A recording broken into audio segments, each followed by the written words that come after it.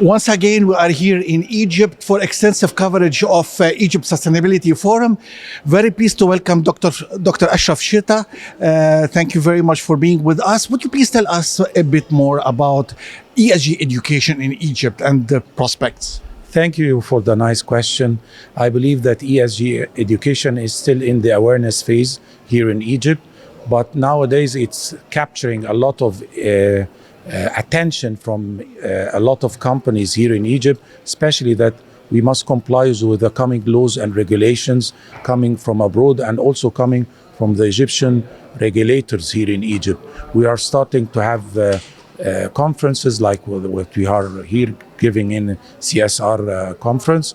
We are starting to have workshops. We are starting to have some sort of trainings and some sort of classes and courses related to ESG in every company and in every university here in Egypt. And I believe that this will be coronated by some sort of action plans within the coming years. Any alliances, any cooperation with regional and global stakeholders? Of course, there are some global stakeholders, like people who are going into certificates, frameworks, and so on and so forth.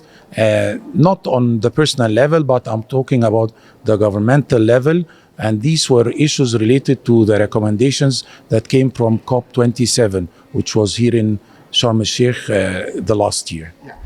In terms of financial rewards, what can you tell us here? What's lucrative for the different stakeholders in Egypt, being the private or the government or even people? This is very interesting because I believe that no one will believe in the ESG as a framework unless they answer what's in it for me.